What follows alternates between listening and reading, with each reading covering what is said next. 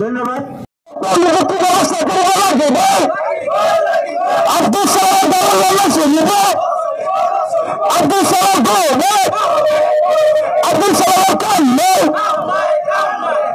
Oxygen বাসা গেলে বন্ধ করো, অক্সিজেন বাসা গেলে বন্ধ করো, অক্সিজেন বাসা গেলে বন্ধ করো।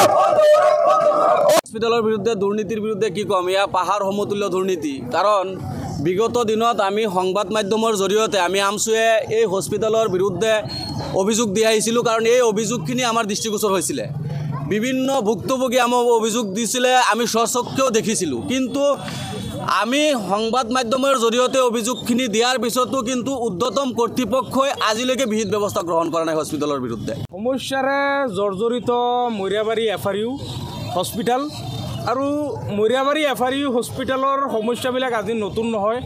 আজিৰ পৰা 8 বছৰ পূৰ্বেও যিটো সমস্যা আছিলে, যেনেকুৱা সমস্যা আছিলে আজিও তেনেকুৱা সমস্যা। আমি দীৰ্ঘদিন ধৰি প্ৰতিবাদ কৰি আহিছোঁ। মৰিয়াবাৰী এফআৰইউ হস্পিটেলৰ বৰ্তমান যিবিলাক সমস্যা, সময়মতে ডক্টৰসকলক ৰোগীয়ে নাপায়।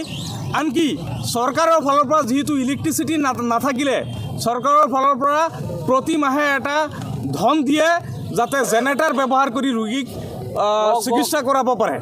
কিন্তু সেই সময়ত হস্পিটেলৰ যিজন ইনচাৰ্জ আব্দুল চালামে আচলতে তেখেতে জেনেৰেটাৰত তেল নভৰাই, জেনেৰেটাৰ তেলৰ ধন তেখেতে আত্মসাৎ কৰিবলৈ মমবাতি ব্যৱহাৰ কৰি, টৰ্চ লাইট ব্যৱহাৰ কৰি আচলতে চিকিৎসা কৰায়।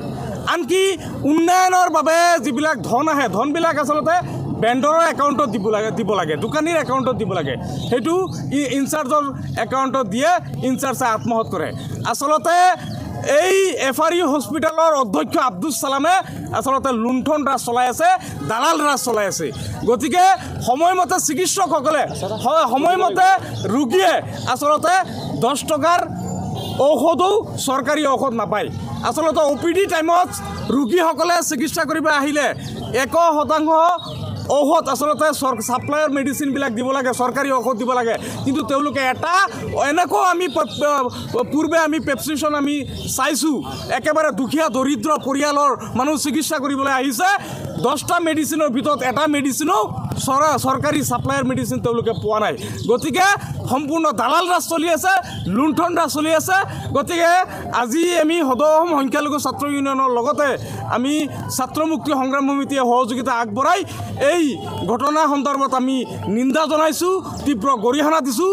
লগতে ৰাজ্যৰ হিমন্ত বিশ্ব শৰ্মা চৰকাৰক, ৰাজ্যৰ স্বাস্থ্য বিভাগক আমি দাবী উত্থাপন কৰিছোঁ, অতি শীঘ্ৰে এই সমস্যাসমূহ সমাধান হ'ব লাগে।